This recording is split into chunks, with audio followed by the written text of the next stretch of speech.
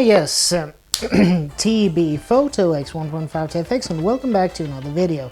Well, I'm sitting here reading a little bit in a book here that I would recommend to anybody who is interested in doing some studio work in photography. It's called Photographic Global Notes Volumes 1 and 2, a Dean Collins production.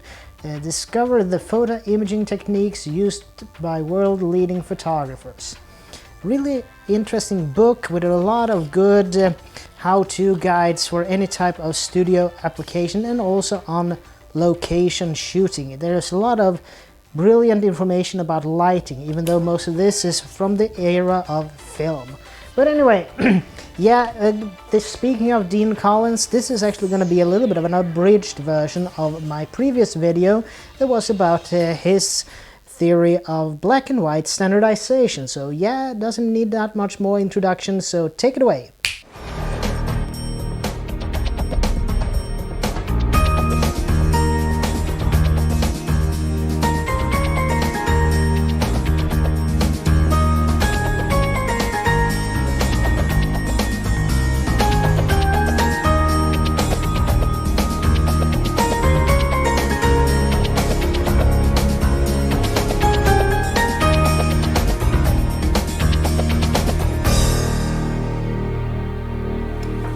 Well, why would I do an abridged version? Well, when it came to showing the prints that I had in my previous installment, the problem was that the white balance in the camera goofed on me, and I tried as I might to rectify it both in camera but also then in software, but unfortunately it didn't really go as planned. So what I actually did was that I took one of these, a Kodak grayscale. This is a handy little gadget.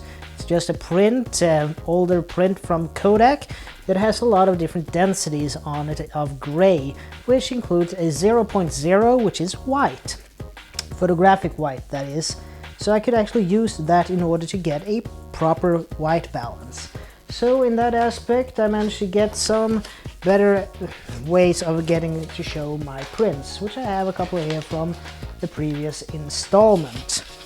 But yeah, I'm pretty sure that I'm gonna show you a little bit, because me holding them up to the camera like this wouldn't really do them justice. So I think that this will be enough talking from my part, and I will just be back when the video is finished. So take it away. In order to get the correct white balance for the prints, I'm using a Kodak grayscale and the eyedropper from the editing software's white balance control in order to get the correct settings to show it as they are.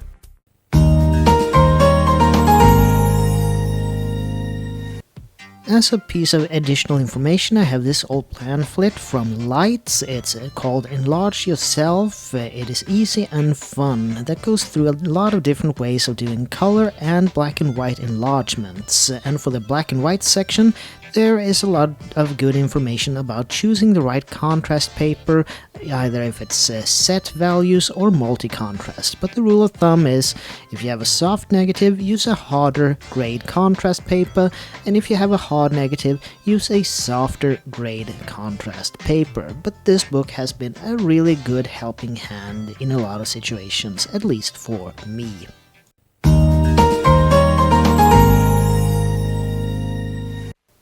On the market today, there are a few different brands of black and white papers for printing in the darkroom. Here is probably one of the most common ones today, the Ilford Multigrade, but there are also other brands as FOMA and Kentmere, to name a few. I think ADOX are also in the paper game.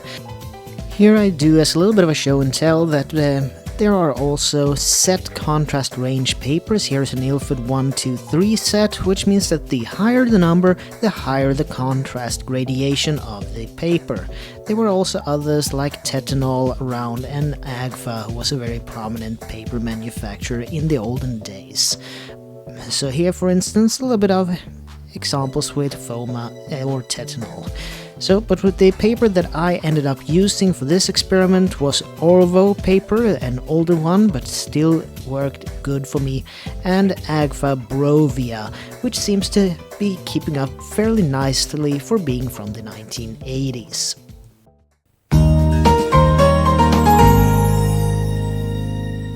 And now a little bit about the film that I used to shoot the images that I printed in this video. It was a FOMA 400 in a bulk roll, but I had a little bit of a problem with it. The negatives were good, but the quality control seems to have been a little bit lacking. That the punch that I have used to punch these sprocket holes seemed to have done a double take in a few places, and also I noticed some tearing at a few places on the film itself.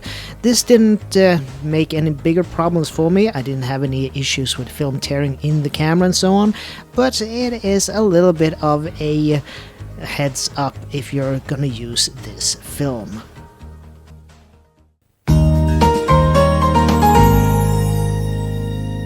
Now, in order to put Dean Collins's theory of black and white standardization into practice, we first need a negative that consists of nothing more than base density. So here I have a little bit of a scrap part of the FOMA 400 film that just consists of base density.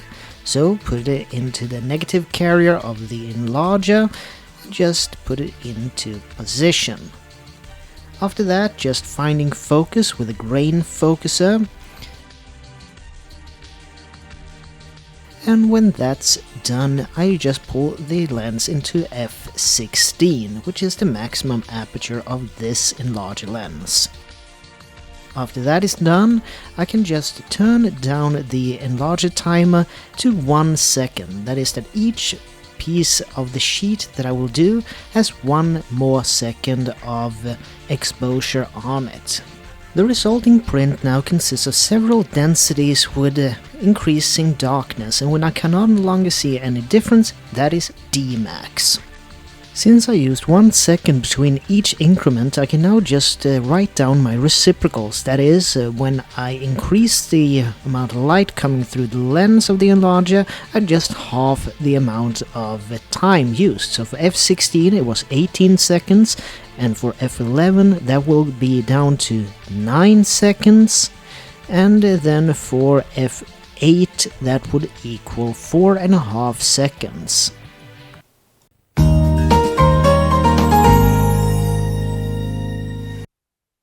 Yes, so here we go, a little bit of a show and tell of the photos that I've done here with the Collins system. First is from the University Aula. It's a shot overlooking the church, or the cathedral I should say. I did notice on the first image here that I got too much specularity, so a little bit of an adjustment of the lighting situation, and then it's off to the races.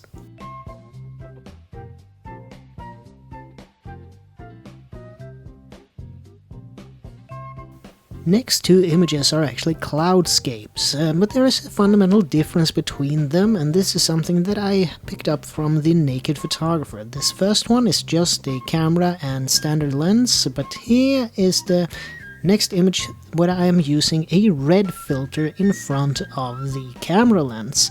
According to the naked photographer, the FOMA 400 has an extended red sensitivity. Next we have a frontal shot of the Uppsala Cathedral, a very nice church in a very gothic architecture. Yeah, I did a little bit of hair experimentation just in order to be able to show it all in its entirety.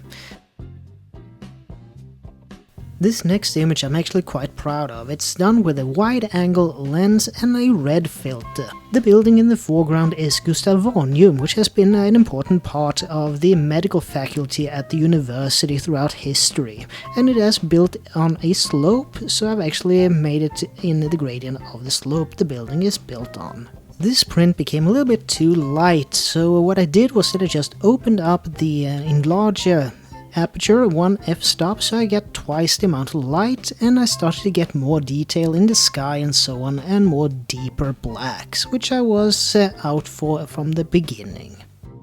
The following images from inside the cathedral had a similar conundrum. Well, the FOMA is a 400 speed film, and I shot it at box speed, but inside the cathedral, since it is a little bit dim, I needed to compensate with -1 stop of exposure compensation. Why did I have to do that?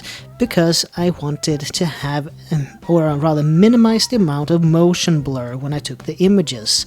So that meant that I had to underexpose the film in order to get a good shutter speed that wouldn't give me motion blur, but that also meant that I needed to compensate during the printing process. So -1 stop of exposure compensation during taking the image, and now compensating up +1 stop of exposure comp while printing. The cathedral itself is a very prominent landmark in Uppsala, so it's basically you're never really lost as long as you can see the cathedral or the Uppsala castle, which is pretty near each other. So because the cathedral is fairly high and the castle is up on a hill, it's a great way to navigate yourself in town in order to know in which direction you are going.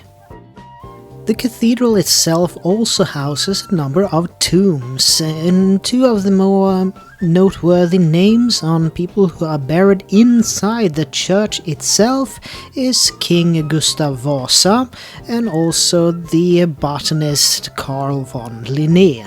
So they are some of the graves that you can actually visit while visiting the cathedral. Highly recommended.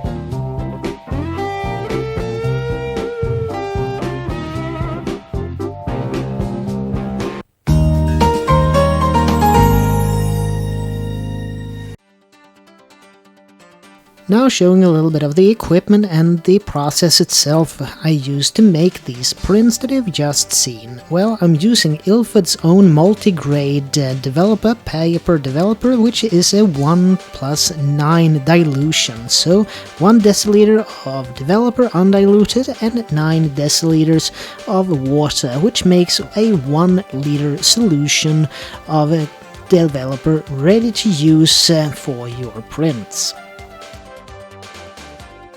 The other two chemicals that are commonly used when developing papers are a stop bath and fixative, and both the stop bath and fixer for my use here is from FOMA, and they have worked very good for me, both of them, both for film and for paper developing.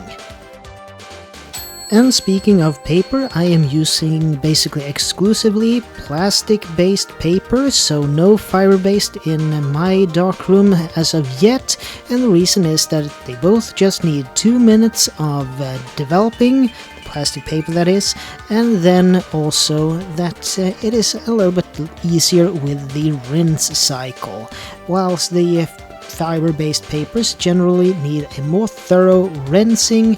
The plastic-based papers don't really require that thorough of a rinse. So yeah, now down in the fixer with the test print, and this is the print then from the base density negative in order to acquire Dmax, that is the time that will give you 100% black.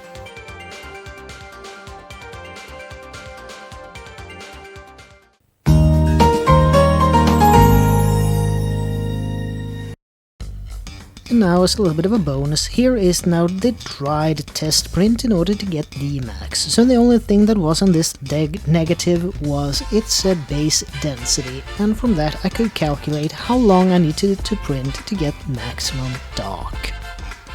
And going through some negatives, here I had from the Day of Steam in Gävle a couple of months back, where the Railroad Museum did some live Steam events, and also some additional images from some buildings around Uppsala and some bonus ones from inside the cathedral.